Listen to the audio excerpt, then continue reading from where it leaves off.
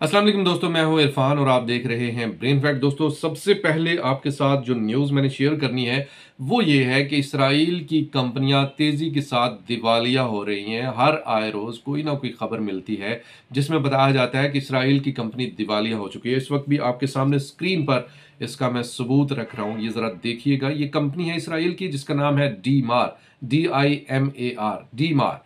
ये cutlery cutlery वगैरह और इस तरह की चीज़ें बनाती है और काफ़ी पुरानी कंपनी है। ये मुकम्मल तौर पर दिवालिया हो चुकी है। ये हाइफा की कोर्ट में जाती है और वहाँ पर जाकर कहती है कि चूंकि जो नॉर्दर्न इसराइल है वो उसका जंग की वजह से बुरा हाल है और इसकी वजह से मेरा कारोबार तबाह हो चुका है, इसलिए मैं जो मेरा डेट है इसका डेट 24 मिलियन शेकल का डेट है और मैं ये पे नहीं कर सकता। लिहाजा मुझे बैंक करप्शन से मुझे बचाया जाए, मेरा दिवालिया होने से मुझे बचाया जाए और इसका नोटिस इश्यू ना किया जाए। तो दोस्तों, इस वक्त ये जो कंपनी है ये शलोमी का इलाका है जो कि बॉर्डर के करीब है।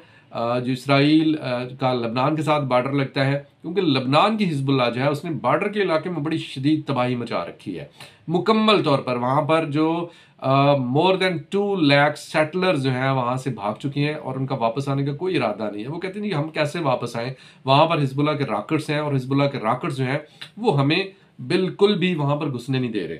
तो इस वक्त ये सूरत हाल है। इसके अलावा दोस्तों आपको बता दें कि IRGC ने एक बहुत बड़ी कार्रवाई की है दुनिया भर में, जहां कहीं पर भी मोसाद के इस वक्त जो लोग हैं जो कि अपनी कार्रवाइयां कर रहे हैं, जो कि जासूसी कर रहे हैं। मोसाद बेसिकली दोस्तों जासूसी के लिए बनाई गई थी।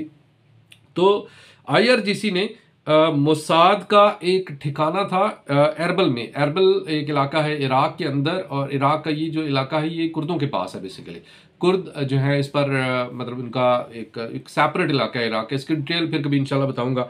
तो वहाँ पर एरबल के इलाके में इसका जो एक हेडक्वार्टर था जहां पर बहुत बड़ी तादाद में मोसाद के जो जासूस हैं, मोसाद के लोग जो हैं वहां पर जमा थे और ये कार्रवाइयां कर रहे थे इस्लामिक रेजिस्टेंस इराक के खिलाफ। लोगों को आपस में लड़ाना भिड़ाना, इस तरह की कार्रवाइयां करना, वहां पर साजिशें करना, ये सारा कुछ इनका काम था। तो दोस्तों IRGC ने फतेह 110 मिसाइल्स इस्तेमाल करते हुए इनका ये वाला ठिकाना मुकम्मल तौर पर तबाह कर दिया, मुकम्मल तौर पर। और यहाँ पर बहुत बड़े पैमाने पर हलाकतें हुई हैं जिनकी डिटेल जो है वो आपको इसराइली मीडिया तो एटलीस्ट नहीं देगा, क्योंकि इसराइली मीडिया जो है वो मुकम्मल तौर पर वो किसी भी तरह से वो ऐसी खबरें नहीं देता जिससे इनका मोराल डाउन हो, इसराइल के लोगों का, इसराइल के आर्मी का।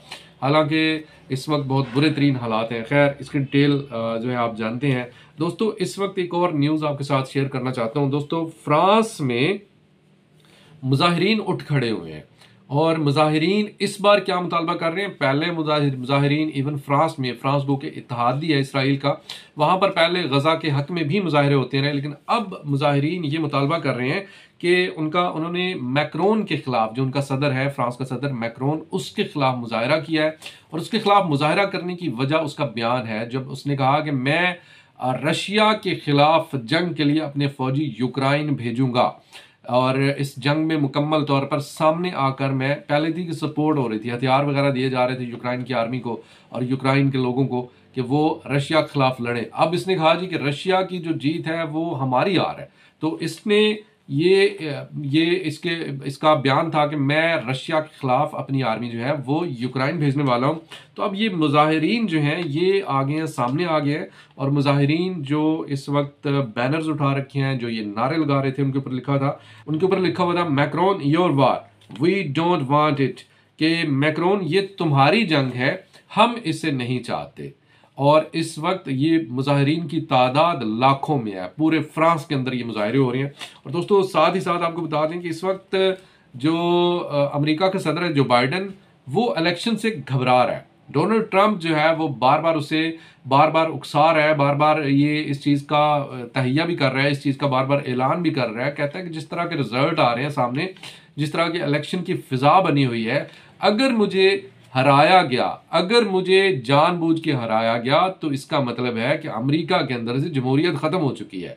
और जो बाइडन जो है वो भी इंतखाबात उसको पसंद नहीं है, क्योंकि उसे पता है कि उसने बुरे तरीके से हार जाना है। लेकिन दूसरी तरफ मैं आपको जिसका कंपैरिजन करके दिखाना चाहता हूं रशिया के सदर प्यूटन के साथ। रशिया का सदर प्यूटन इस वक्त इलेक्शन जीत के बैठा हुआ है, जंग के ऐन दौरान एक मुश्किल तरीन जंग, एक सख्त तरीन जंग जो कि रशिया इस वक्त लड़ रहा है नेटो कंट्रीज के खिलाफ और यूक्रेन के खिलाफ। उस जंग के बावजूद रशिया ने अपने मुल्क में इलेक्शंस करवाए और उन इलेक्शंस के नतीजे में जो रशिया के लोग हैं उन्होंने सदर पुतिन पर एक बार फिर से एतमाद का इजहार किया है और 88% वोट सदर पुतिन ने हासिल किए हैं। 88% वोट सदर पुतिन ने हासिल किए हैं। जबकि दूसरी तरफ अगर ज़ेलेंस्की का देखा जाए, ज़ेलेंस्की जो है, जो कि यूक्रेन का वज़ीर आज़म है, उसने कहा है कि इलेक्शन नहीं हो सकते, मेरे मुल्क में इलेक्शन नहीं हो सकते। अब इस चीज़ को जो वेस्टर्न मीडिया है वो इसको डिक्टेटरशिप कह रहा है, यानी रशिया के जो इलेक्शन हैं उनको डिक्टेटरशिप कह रहा है। जबकि जो कुछ यूक्रेन कर रहा है, यूक्रेन ने इलेक्शन करवाने से साफ इनकार कर दिया है, उसको ये कह रहा है कि ये जमहूरियत है। तो दोस्तों ये इस वक्त इसको ज़रा याद रखिएगा। इसके अलावा दोस्तों आपको बता दें कि इस वक्त गजा, इस वक्त जो इजिप्ट है उसका बड़ा अहम रोल है। आइंदा आने वाले दिनों में राइट नो इस वक्त जो चल रहा है रफा के हवाले से अमेरिकन प्रेशर अपनी तरफ, लेकिन एक बड़ा अहम दौरा होता है। यूरोपीय यूनियन के 6 लीडर्स इजिप्ट जाते हैं और वहां पर मुलाकात करते हैं सीसी से। अब सीसी जो है ये अमेरिकन मंजूर नज़र है और अमेरिका का ये पसंदीदा तरीन, जिसे आप पिट्ठू भी कह सकते हैं कि अमेरिका का पिट्ठू है। तो ये इस वक्त जो ये जो लोग हैं इनके जाने का मकसद क्या था वो जानना बड़ा ज़रूरी है दोस्तों। यूरोपीय यूनियन के ये जो 6 लीडरान हैं ये बड़े तवील अरसे के बाद किसी ने इजिप्ट का दौरा किया है और इस दौरे में उन्होंने एक इमदाद का ऐलान भी किया और इस इमदाद, ये कोई छोटी मोटी इमदाद नहीं है, $8 बिलियन की ये इमदाद दी गई है इजिप्ट को। $8 बिलियन, 8 अरब डॉलर की इमदाद। ये इमदाद देने का इस वक्त में मकसद क्या है दोस्तों? इस वक्त जो इमदाद है इसके देने का मकसद ये है कि इस वक्त रफा से नेतन्याहू ये चाहता है कि ये जो 16 लाख लोग यहाँ पर रफा में मौजूद हैं इनको किसी तरीके से फ़लस्तीन से बाहर निकाल कर इनको मिस्र के अंदर भेज दिया जाए। और ये इमदाद इसलिए दी जा रही है कि ये इस इमदाद से इसको संभाले। ये जो लोग यहाँ से निकल कर आएंगे, ये जो लोग पनाह गज़ीन होंगे, ये मिस्र के अंदर दाखिल होंगे, तो उनको संभालने के लिए ये इमदाद दी जा रही है। और दोस्तों अंदर अंदर खिचड़ी पक रही है, क्योंकि एक दफ़ा जो लोग यहाँ से निकल गए, यानी फ़लस्तीन से निकल गए, उनकी वापसी की कोई गारंटी नहीं है। क्योंकि UNRWA जिसके ज़रिए ये सारे लोग वापस आने थे, ये सारे लोग वापस आ सकते हैं, उसका बुरा हाल है, उसको नेतन्याहू उसको ख़त्म करने के दरपे है। लेकिन इस वक्त नेतन्याहू जो है वो शदीद परेशान इसलिए भी है क्योंकि उसको पता है कि इस वक्त उसकी नहीं चल रही, क्योंकि उसको पता है कि मैं ये जंग हार रहा हूँ। वो सिर्फ और सिर्फ इसको सिर्फ तूल दे रहा है, जंग को सिर्फ तूल इसलिए दे रहा है क्योंकि जितनी ये जंग तूल होगी, जितनी ये जंग तवालत इख्तियार करेगी, उतना ज़्यादा चांसेस हैं कि नेतन्याहू कुर्सी से लगा रहे। और दोस्तों इसके अलावा आपको बता दें कि इस वक्त एक और जो इस वक्त महाज छिड़ा हुआ है वो महाज है कि चाइना ने एक ऐलान किया, और ये ऐलान बड़ा ख़तरनाक है क्योंकि इस वक्त अमेरिकी अफवाज जो है वो ताइवान के बिल्कुल करीब है, नंबर 1, और ये एक अलग महाज है, ये उस महाज से अलग है। लेकिन चाइना का ये जो ऐलान है उसने वाज़े तौर पर ऐलान किया, उसने कहा कि अगर ये जो नेटो कंट्रीज़ हैं, ये जो नेटो है, अगर नेटो या अमेरिका ये हमला करते हैं रशिया के ऊपर, तो उसके बाद जो चाइना है वो डेफिनेटली इंटरवीन करेगा, डेफिनेटली मुदाखलत करेगा, हमला करेगा और रशिया का साथ देगा। क्योंकि इस वक्त ये जो 3 कंट्रीज है ना दोस्तों, चाइना, रशिया और ईरान, ये इस वक्त मुकम्मल तौर पर यकजा हो चुके हैं। ब्रिक्स कंट्रीज जो हैं वो इनके ज़ेरे साया इन्होंने इस सिस्टम को डेवलप किया है, और जो कि अमेरिका के लिए बहुत परेशानी का बायस है। और इस वक्त जो इतलात हैं, क्योंकि फ्रांस ने पहल की है, इसके अलावा जो नेटो कंट्रीज हैं वो भी इस वक्त फ्रांस के पीछे चलने के लिए तैयार हैं। पोलैंड ने ऐलान कर दिया। इसके अलावा दोस्तों अमेरिका जो है वो पर तोल रहा है कि किसी तरीके से वो यहाँ से मतलब रशिया के खिलाफ वो महाज खोले। अमेरिका को इस वक्त कई महाजों पर लड़ना पड़ रहा है। एक तरफ यमन के हौसी हैं, ताज़ा तरीन कल मैंने आपको खबर दी थी कि अफ्रीका से उसको किक आउट कर दिया गया। अफ्रीका का जो इलाका है नाइजर, अफ्रीका का जो कंट्री है नाइजर, वहाँ से इसको किक आउट किया गया है और कहा गया है कि आप जनाब अपने घर जाएं और हमें आपकी ज़रूरत नहीं है।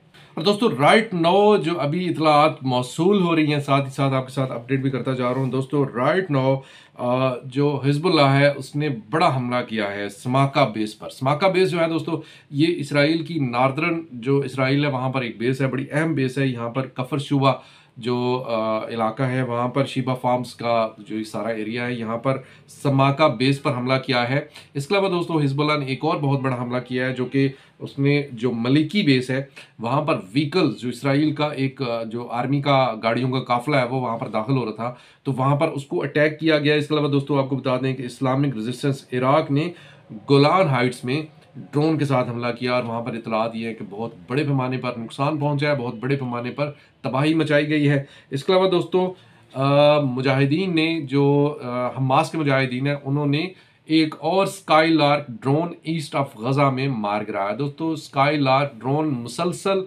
एक तसलसल के साथ ये हमलों का निशाना बन रहे हैं और इनको मतलब काफ़ी ज़्यादा नुकसान पहुंचा है। कई ड्रोन जो है उनको गिरा कर मतलब काफ़ी अच्छी हालत में मुजाहिदीन ने पकड़ा भी है और उसको अपने यूज़ में लेकर आ रहे हैं। दोस्तों ये थी कुछ इस वक्त तक की ताज़ा तरीन अपडेट जो कि इसराइल पैलेस्टाइन जंग के हवाले से थी। वीडियो आपको कैसी लगी कमेंट सेक्शन में राय का इजहार जरूर कीजिएगा। वीडियो अच्छी लगे तो हमारे फेसबुक पेज और यूट्यूब चैनल को सब्सक्राइब कीजिए और वीडियो को ज़्यादा से ज़्यादा ग्रुप्स में शेयर कीजिए। खुदा हाफिज।